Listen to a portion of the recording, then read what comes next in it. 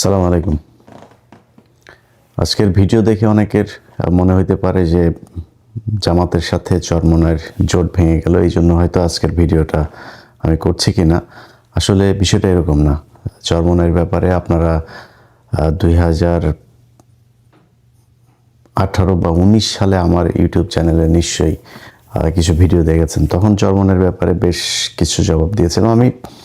এই মানে এই ইসলামের আমাদের যেটা সবচেয়ে বড় জিনিস যে আল্লাহর সাথে কাউকে শেয়ার করা যাবে না, এইটার বাইরে আল্লাহ তাআলা মানুষের সব গুনাহ মাফ করবেন।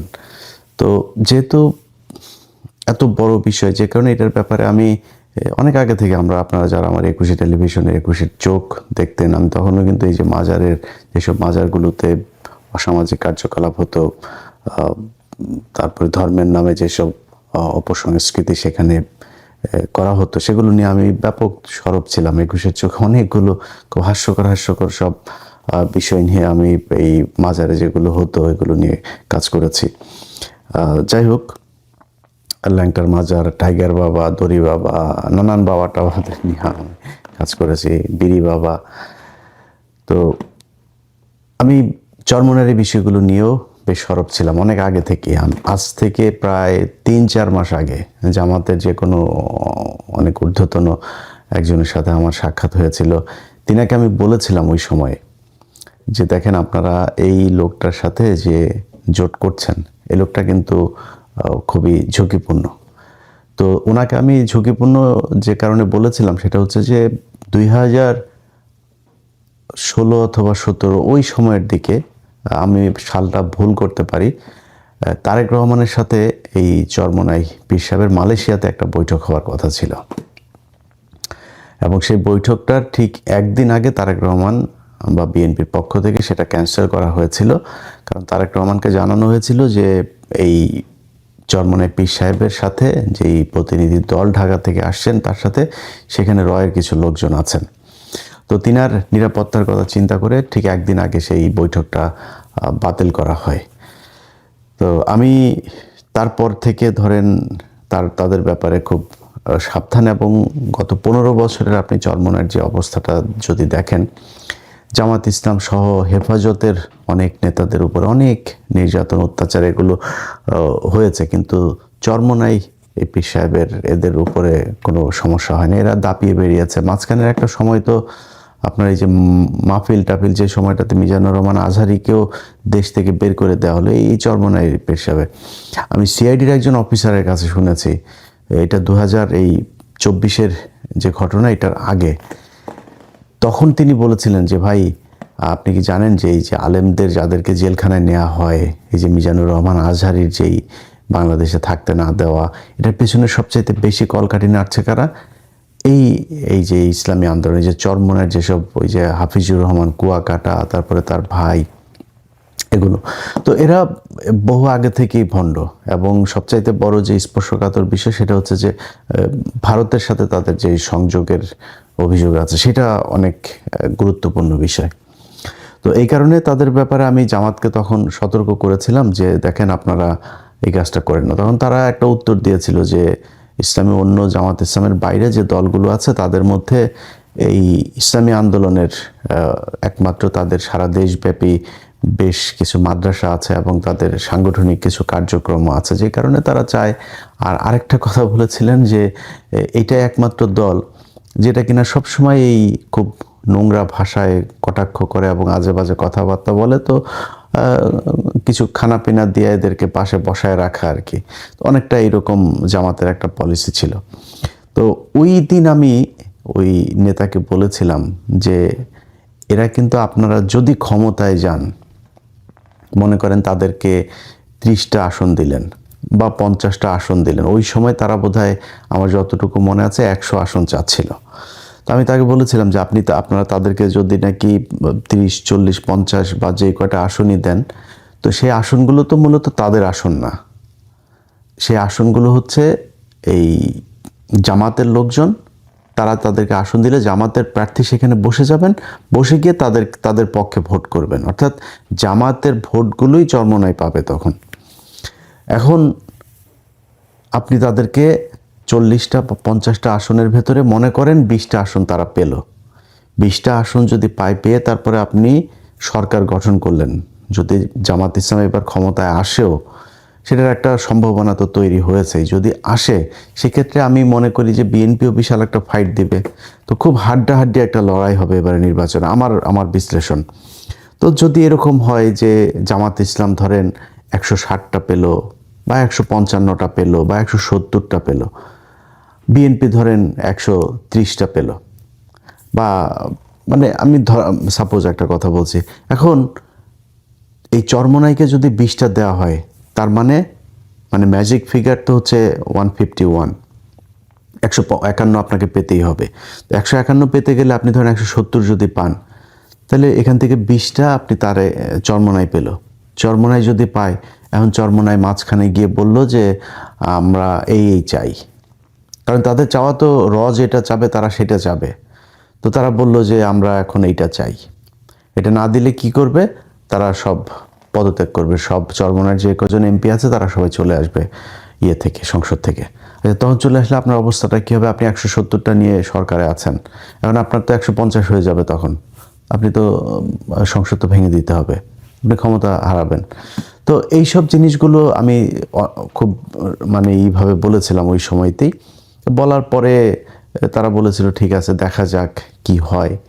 তো কি হয় সেটা নির্বাচনের আগে যে হয়েছে, এটা আমি মনে করি জামাত ইসলামের জন্য অনেক বড় একটা পাওয়া। এখানে এই জোটটা ভাঙার পরে চরমোনাইয়ের পক্ষ থেকে একটা সংবাদ সম্মেলন করা হয়েছে। এটা নিয়ে এখনো কথা বলার মতো সময় আসে নাই, তারপরেও আপনাদেরকে একটু জানিয়ে রাখি। ডাক্তার শফিকুর রহমান একটা কথা বলেছেন যে তারেক রহমানের সাথে যেদিন তাদের দেখা হলো খালেদা জিয়া মারা যাওয়ার পরে, যে আমরা নির্বাচনের পরে সরকার গঠনের আগে আরেকবার বসবো। আর চরমোনাই তাদের সংবাদ সম্মেলনে বলেছেন যে এটা একটা পাতানো নির্বাচন, সিলেক্টেড, এটা ইলেক্টেড হচ্ছে না, এখানে সিলেকশন হচ্ছে। কারণ কি? কারণ হচ্ছে এরা মিলেমিশে তারপরে করবে। এই কথাটা আজকে যারা আমার ভিডিওটা দেখবেন তারা মনে রেখেন।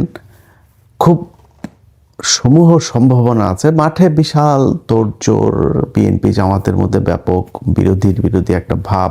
কিছু কিছু মানুষ তো আছে প্যাচ লাগানোর তালেই আছে, বিএনপি জামাতের মধ্যে একটা বিশাল দ্বন্দ্ব তৈরি করা, আওয়ামী লীগ বিএনপির মতো অবস্থা তৈরি করা, এটা তো আছে। কিন্তু একটা শ্রেণী নির্বাচন করলে তো ভাই, একই দলের মানুষও তো নির্বাচনে প্রতিদ্বন্দ্বিতা করলে তারা একজন আরেকজনের বিরুদ্ধে তুমুল বিরোধিতা করে, সেটা তো আছেই, থাকবে, কোনো সমস্যা নেই। কিন্তু একটা সমূহ সম্ভাবনা আছে বিএনপি অথবা জামাত যারাই ক্ষমতায় যাক, একক সংখ্যাগরিষ্ঠতা পাক, যদি পায় তাহলে সরকার গঠন হবে দুই দল মিলে। দুই দল না, এই দলের সাথে জোটে কিছু আছে, এই দলের সাথে জোটে আছে, বাট মূল তো এবার খেলা তো হচ্ছে জামাত আর বিএনপির মধ্যে। এই দুই দলই সরকারে থাকবে, আমি যতটুকু এই দিক ওই দিক থেকে নানানভাবে জেনেছি আর কি। এটা হওয়ার একটা সম্ভাবনা আছে। অতএব এত এই চরমোনাইয়ের যে আপনার সংবাদ সম্মেলনে যে কথাটা বলেছে যে বিএনপি আর জামাত মিলেমিশে ইলেকশন না সিলেকশন করছে, এটার কিন্তু ভ্যালিড একটা পয়েন্ট আছে। এটা চরমোনাই কোনোভাবেই চায় না। এবং চরমোনাই যখন দেখেছে যে না, চরমোনাইকে তো এখানে ঢুকানোর একটা উদ্দেশ্য আছে, সেই উদ্দেশ্যটা বাস্তবায়ন হচ্ছে না, তখন তারা চিন্তা করেছে যে না, এদের সাথে থাকা যাবে না, আগে থেকেই সরে যেতে হবে। এখন এখানে একটা কথা বলেছে চরমোনাই পীর সাহেব, বক্তব্যটা আপনাদের একটু শুনাইলে বোধহয় ভালো হয়, একটু শুনে নেন তিনি কি বলেছেন। 143টা সিটে আমাদের এ গ্রেড, আমরা এই গ্রেডে আছি। 143টা সিট, 143 আসনে এ গ্রেড। এ গ্রেডটা কি আজ পর্যন্ত আমি জানি না যে এ গ্রেড মানেটা কি। এ গ্রেড এটা তো বলতে পারে নাই, কিন্তু এই এ গ্রেড হোক আর গ্রেড হোক, যেটা এটা কি জিনিসটা কি আসলে, এটা ওনারা জিজ্ঞেস করেন বা গ্রেড বানান করতে বলেন ইংলিশে, আমার বিশ্বাস পারবে না। কিন্তু এটা যে বললেন, ধরেন এ গ্রেড মানে এটা কি বোঝায়, কি একটা জিনিসের গুণগত মানের ক্ষেত্রে বোঝায়, এই গ্রেড বোঝায়, গ্রেড দিয়ে উনি নির্বাচনের মাঠের এটারে ওনার প্রার্থীদেরকে কি বুঝাইতে চেয়েছেন আমি জানি না। মানে নির্বাচনে তো আপনাকে কত ভোট পাবেন সেটা বিষয়, আপনার গ্রেড কি, মানে প্রার্থী এত দামি দামি প্রার্থী, নোবেল বিজয়ী ইউনুস টিনুস এই টাইপের প্রার্থী তো আপনাদের নাই। এ গ্রেড মানেটা কি এটা আল্লাহ জানেন। যে 143 আসন এ গ্রেড তো আছে এখনো তো আসছে, কোনো সমস্যা নেই তো, এটা তো পাবেন আপনারা। সো 143 আসনে যেহেতু এ গ্রেড, আর পর বিসি গ্রেডও আছে বলে বলেছেন ওনার বক্তব্যে। তো এই এ গ্রেড আমরা বিসি বাদ দিলাম, এ গ্রেডে যেহেতু আছে এটার তোর আর কোনো মিস নাই, এটা করার জন্য মানে ফেল করার তো কোনো চান্স নাই। তো এ গ্রেডেরগুলো ফিরে আসুক 100টা। আজকে আমি যখন ভিডিওটা তৈরি করছি জানুয়ারির 19 তারিখ 2026, আজকের এই ভিডিওটা মনে রাখেন, চরমনের লোকজন এটা সেভ করে রাখেন, ডাউনলোড দিয়ে সেভ করে রাখেন। এবং বলে রাখলাম 12ই ফেব্রুয়ারি যে নির্বাচনটা হবে, চরমনায় একটা আসনও পাবে না, এটা আজকে বলে রাখলাম, ভিডিও ডাউনলোড করে রাখেন। যদি একটা আসন পান, আপনারা কোনো জোট টোটে না যায়, যদি এক আসন পান, আমি ওই দিন চরমনায় পীর সাহেবকে ফোন করে এই লাইভে এসে তারপরে আপনাদের কাছে সরি বলবো, এক আসন যদি পান, এটা আজকে বলে রাখলাম। আচ্ছা, এখন আমার এই কথাবার্তায় আমার চরমনায়ের অনেক লোকজন আছে, এদের অনেকে আছে ইসলাম প্রিয়, আমি এদেরকে খুব পছন্দ করি, যে কোনো ধর্মেরই, মানে যে কোনো ধর্ম নিয়েই কেউ কটাক্ষ করুক এটা আমি চাই না। এবং যে কোনো ধর্মের কেউ ধর্ম পালন করে সে তার মতো, আমি এটাকে পছন্দ করি, অপছন্দ করি না। তো চরমনায়ের এখানে অনেক লোকজন আছেন, এবং এখানে কিন্তু আপনার এরা আসলেই মানে খুব ইমানদার মানুষ, খুব প্র্যাকটিসিং মুসলিম, এবং বাংলাদেশকে ভালোবাসে, এরকম অনেক অসংখ্য এদের আছে, কর্মী সমর্থকেরা আছেন। তাদের কাছে আমার মানে তারা হয়তো তাদের মতো করে চিন্তা করে, তাদেরকে এমনভাবে বোঝানো হয়েছে সেই বিষয়গুলো, তাদের ওস্তাদের প্রতি, হুজুরের প্রতি তাদের বিশাল একটা দুর্বলতা আছে, শ্রদ্ধা আছে, ভালোবাসা আছে। যে ভালোবাসা থেকে তারা তাদের মতো করে মানুষকে, কিন্তু মানে যখন আপনি ছোটবেলা থেকে আপনাকে একটা জিনিস বোঝানো হবে, আপনি কিন্তু ওইটা ওইভাবেই বুঝবেন। ধরেন আমি যদি মুসলমান না হইতাম, মানে মুসলমান পরিবারে জন্ম না নিতাম, আমি একটা খ্রিস্টান পরিবারে জন্ম নিতাম বা হিন্দু পরিবারে জন্ম নিতাম, আমি মুসলমান হইতাম কিনা এটা আমি গ্যারান্টি দিতে পারবো না, আল্লাহ আমাকে সেই হেদায়েত করতেন কিনা। তো তার মানে আমাকে ওই ছোটবেলায় যেটা বিশ্বাস করানো হয়েছে ওইটাই, বড় হয়ে আমি হয়তো সেটা পরীক্ষা করেছি, নানানভাবে চেক করার চেষ্টা করেছি, আমি সত্যটাই পালন করছি না মিথ্যা করছি। বাট আমার গোড়াপত্তন কিন্তু হয়েছে আমার পরিবার থেকে। তো আপনার যখন ছোটবেলা একটা শিশুকে আপনি মাদ্রাসায় দিয়ে আসছেন, যে মাদ্রাসায় সে তার উস্তাদের কাছে যেভাবে শিখছে, যেই মানে একটা কোরআনের আয়াতকেই তারা যেভাবে করছে, ধরেন আমি তাদের এই বেদে মারফত নামে তাদের একটা বই আছে, সেটার আমি কিছু করছিলাম, আজকে একটু দেখার চেষ্টা করছিলাম। এই জায়গায় তারা একটা সূরার রেফারেন্স দিয়েছেন। সূরাটা হচ্ছে সূরা ফাতার 10 নম্বর আয়াত। সেখানে তারা বলেছেন যে কোরআনের আয়াতটাতে যেটার মানে দাঁড়ায় এরকম, যে ব্যক্তি বায়াতকে ভাঙ্গিয়া দিল সে যেন নিজে হালাকাতের মধ্যে ফেলে দিল। এখন চিন্তা করিলে বুঝিতে পারিবেন যে ওই ব্যক্তি কি প্রকার কিয়ামত দিবসে পীর কেবলার সঙ্গী হইয়া উঠিবে। হাসরের দিন পথহারা হইয়া সে নানা দিক দৌড়াইতে থাকিবে। বন্ধুগণ, দুনিয়ার ধোকায় পড়িয়া কখনো আখেরাত খোয়াইবেন না। যারা দুনিয়ার লোভে পড়িয়া আখেরাত বরবাদ করিয়া দেয়, তাহাদের মেসাল হিসেবে হযরত থানভী রহমতুল্লাহ আলাইহির একটি নকল পেশ করিয়া দিলাম। এই নকল পেশ করি থেকে মানে এদের কোনো ধরেন কোনো নবীর রেফারেন্স নাই, কোনো সাহাবীর রেফারেন্স নাই, কোনো কোরআনের রেফারেন্স নাই, হাদিসের রেফারেন্স। এদের রেফারেন্স খালি এদের এই যে থানভী, ওই রুমি, হযরত রুমি রহমতুল্লাহ আলাই, অমুক পাকিস্তানের অমুক হুজুর, ইন্ডিয়ার দিল্লির অমুক হুজুর, হ্যাঁ, হিন্দিতে উর্দুতে শের মের, এগুলো এদের এখানে আপনি পাবেন প্রচুর। তো এটাই হয়েছে, তিনি বললেন কি যে যেই ব্যক্তি বায়াতকে ভাঙিয়া দিল সে যেন নিজে হালাকাতের মধ্যে ফেলিয়া দিল। কোরআনের আয়াতের কিন্তু এইটুকুই, আগে পরে কোনো কিচ্ছু কিন্তু নাই। তো আমি এই সূরা ফাতার এটা একটু আগে পরে পুরো ইয়েটা একটু পড়লাম, এবং এটা শানে নজুলটাও দেখলাম। তো সেখানে যায় দেখি যে সূরা ফাতারটা মূলত হুদাইবিয়ার সন্ধির সময়, ওই সময় রাসূল সাল্লাল্লাহু আলাইহি সাল্লামের হাতে হাত দিয়ে যারা আপনার করেছিল, বায়াত করেছিল, কিছু কি বলে এটাকে, বাংলা কি বলবো, মানে ওয়াদাবদ্ধ হয়েছিল বলা চলে। তো এইটার প্রেক্ষিতে আল্লাহ তাআলা হুদাইবিয়ার সন্ধি বলেন, মানে আল্লাহ রাসূল উনি তো যা করেছেন, উনি তো সরাসরি আল্লাহর নির্দেশে করেছেন। উনি আল্লাহর নির্দেশে যে কথাটা বলেছেন, সেখানে বলা হয়েছে যে আল্লাহ রাসূলের হাতে যারা এটার ব্যাপারে মানে দিল, অর্থাৎ সম্মতি দিল, সেটা যেন আল্লাহর কথার উপরেই যেন তারা সম্মতি দিল। বিষয়টা এটা, হুদাইবিয়ার সন্ধির প্রেক্ষিতে একটা কোরআনের আয়াতকে তিনি তার মতো করে এখানে দেড় লাইন বসায় দিয়ে তারপরে তিনি বলে দিলেন যে এটা তার হাতে হাত করাই হলো গিয়ে বায়াত করতে হবে তার হাতে হাতে। আর কয়েকটা আমি আপনাদেরকে মানে খুব আপনাদের বিদ্রুপ করছি না, আপনারা ভাই, আমি আগেই বললাম যে আপনাদের ভেতরে অনেক আলেম থাকতে পারেন, অনেক ভালো মানুষও থাকতে পারেন। এই 5 আগস্টের যে আন্দোলনেও মাদ্রাসার শিক্ষার্থী, ইসলামী আন্দোলনের শিক্ষার্থীদেরও অনেকের আছে। আমি চাই যে ভাই, আমার যদি ভুলে আপনি আমার ভুল শুধরায় দিন, বাট আমার যেটা ভুল মনে হয়েছে আমি আপনাদেরকে ছোট করে কিছু কথা বলি আপনাদের বইয়ের বিষয়গুলো নিয়ে। আমি এই যে আশেক মাসুক এবং ভেদে মারফত, এই 2টা বইয়ের থেকে 4-5টা পয়েন্ট আপনাদেরকে একটু বলে রাখি। আচ্ছা, এর মধ্যে ভেদে মারফতের 34 নম্বর পৃষ্ঠা থেকে আমি একটু একটা জিনিস দেখাই। সেটা হচ্ছে যে বান্দা অসংখ্য গুনাহ করার ফলে আল্লাহ পাক তাহাকে কবুল করিতে চান না। পীর সাহেব আল্লাহ পাকের দরবারে অনুনয় বিনয় করিয়া ওই বান্দার জন্য দোয়া করিবেন, যাহাতে তিনি কবুল করিয়া নেন। ওই দোয়ার বরকতে আল্লাহ পাক তাকে কবুল করিয়া দেন।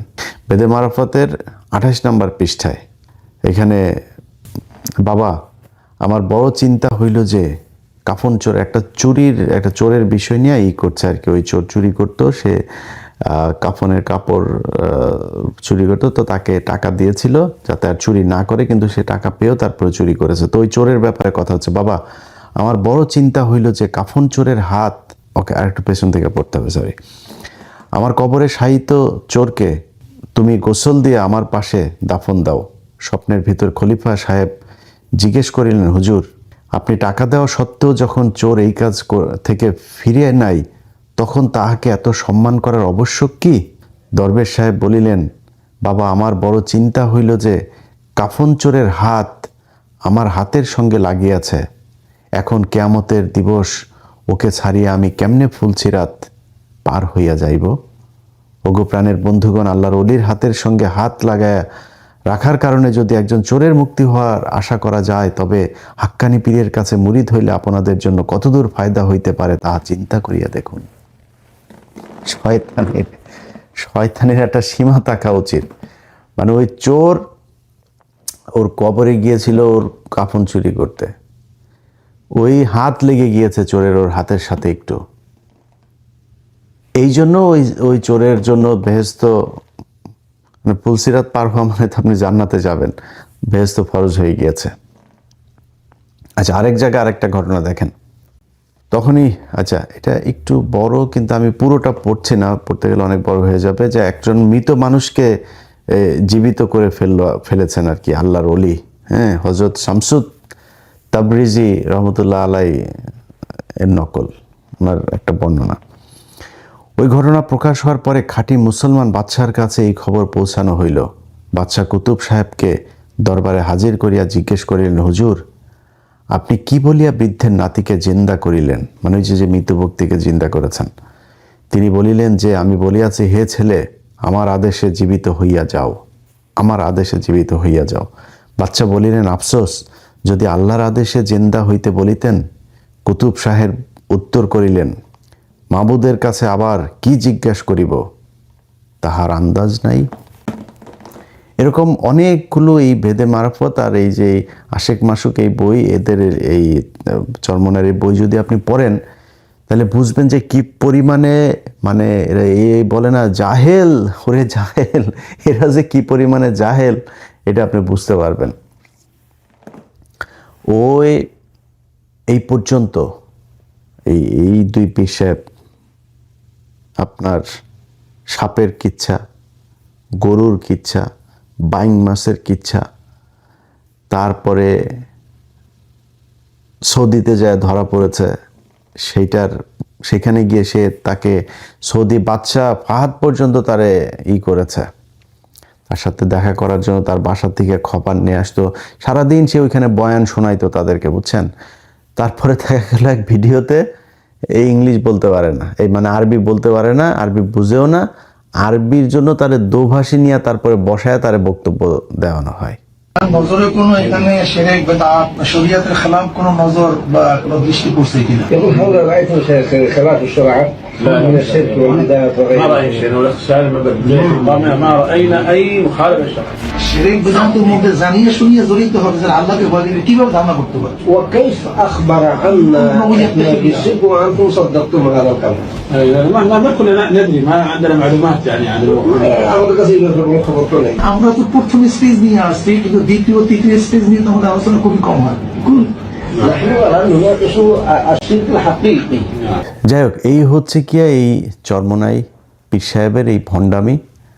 সো আপনারা যারা তাকে অন্ধভাবে বিশ্বাস করেন, অন্ধভাবে তার প্রতি আনুগত্য প্রকাশ করেন, এবং যেসব মানুষ মনে করেন যে আপনার এই যে পীর সাহেবের, চরমোনাই পীর সাহেবের করা করলেই আপনি বেহেশতে চলে যাবেন, এরকম বাংলাদেশে ভণ্ড অনেক আছে, দেওয়ানভাগী ভণ্ড, কুতুববাগী ভণ্ড, তারপরে এই যে আটরশির ভণ্ড, তারপরে ওই আরেকটা আছে ওই যে আটরশিরটাই বোধ হয়, এই যে ফয়সাল, হ্যাঁ, বিশাল ভণ্ড, আওয়ামী লীগের ছিল, পলাতক এখন।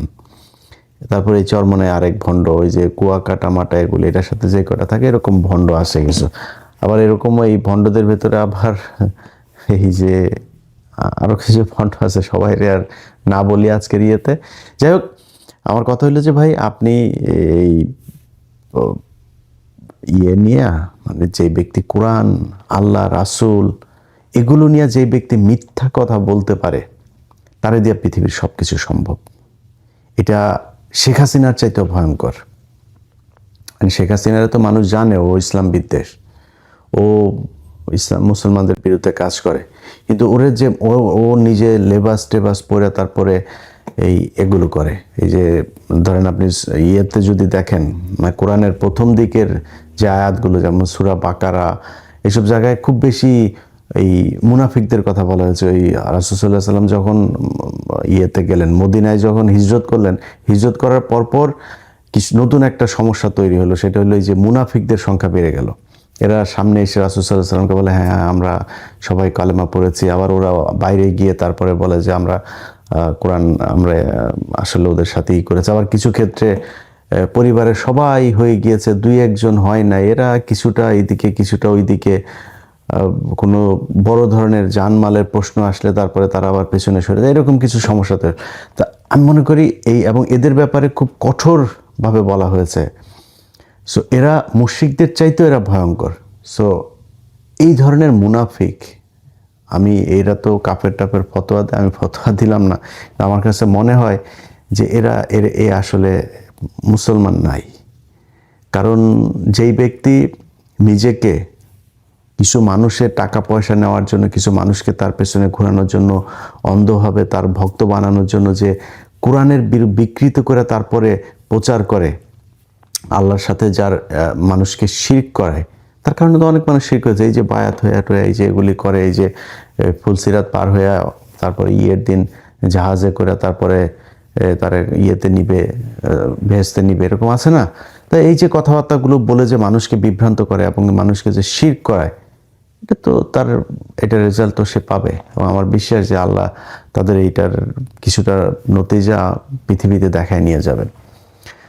তো আমার আজকের যে মূল আলোচনা, ভাই জামাত ইসলামের যারা তাকে নিয়েছিলেন আজকে বের হয়েছে, এটা বের হওয়াতে আমি মনে করি জামাত ইসলামের সবচাইতে বড় যে সুবিধাটা হয়েছে, জামাতের এখন এবারের নির্বাচনে তাদের ইউএসের সাথেও তাদের যেই এখানকার যেসব বৈঠক টৈঠক হয়, তারপরে বিদেশি কূটনীতিকদের সাথে, মানে বাংলাদেশ তো পৃথিবী এখন গ্লোবাল ভিলেজ, তো এখানে তো তাদের সবার সাথেই করতে হয় মিলেমিশে, তারপরে তাদের সম্পর্ক বিল্ড আপ করতে হয়, ক্ষমতায় গেলে কি করবে সেটা তাদেরকে আপডেট রাখতে হয়। এটা করতে গিয়ে যাদের সাথে কথাবার্তা হয়, একটা বড় চ্যালেঞ্জ হলো যে ইসলামী দল, যেটা আমি এর আগেও বলেছি যে এই যে ইসলাম শব্দটা থাকাটা, মানে আমি ভাই, আমার যদি কেউ মাথায় পিস্তল ধরে যদি বলে যে তুই বল তুই মুসলমান, আমি এটা বলবো না ভাই। আমার এটা বলাই তো মারে ফেলো, কোনো সমস্যা নেই। আল্লাহর কাছে মানে মানে তওবা করি, আল্লাহ যেন অহংকার মনে না করেন, এইটুকু ঈমান আছে, আল্লাহ যেন এইটুকু ঈমান রাখেন। এখন এরপরও আমি বলি যে এই যে জামাত ইসলাম, এই ইসলাম নামটা রাখাতে অনেক সমস্যা হয়েছে বাংলাদেশের জন্য, ইসলামের জন্য অনেক সমস্যা হয়েছে। তো সেই সমস্যাটার ব্যাখ্যা কিন্তু তাদেরকে দিতে হয়। সেই ব্যাখ্যা দিতে গিয়ে তাদেরকে দেখেন, এই যে আপনি দেখেন না যে তাদের নারীদেরকে তাদের নিয়ে আসতে হয়েছে, তারপরে নানান কথাবার্তার মধ্যে তাদের অনেক হিসাব টিতাব করে তারপরে কথা বলতে হয়, বিদেশিদের কাছে জবাব দিতে হয়, তোমরা ইসলামী দল, তোমরা কি করবা, তোমরা কি শরিয়া ফেরত আনবা কিনা, এইসব প্রশ্নের উত্তর তাদের দিতে হয়। সেইখানে এই চরমোনাই এদের দলে থাকাটা, এইটা অনেক বড় একটা, আমি মনে করি যে তাদের জন্য দুর্বলতা হতো যে এই দলটা তাদের সাথে থাকে, এবং এটা না থাকাটা এখন বিদেশিদের কাছে তাদের জবাব দিতে অনেক বেশি সহজ হবে। এইটার পরে যদি ভোটের কথা কেউ বলেন, আমি জানি না ভাই, আমি বাংলাদেশে যতদিন পর্যন্ত ছিলাম, এখন কি তাদের বিশাল ভোট আসলে 143 গ্রেডে হয়েছে কিনা, যদি বিশাল কিছু না হয়, আমি আমার দেখা মতে এরা একটা আসনও পাবে না। কিছু কিছু জায়গায় যেমন বরিশাল টরিশাল, তাদের কিছু পকেট জায়গা আছে, এখানে কিছু ভোট কাটবে, কিন্তু আসন একটাও পাবে না। এখন আমার এই পুরো ভিডিওর পরে চরমনের ভাইরা যারা আমার সাথে, আপনি এটা ডিফার করতে পারেন যে না আমি আপনার কথা মানি নাই, গালাগালি দিতে পারেন, মানেন নাই, কোনো সমস্যা নেই, বাট আপনাকে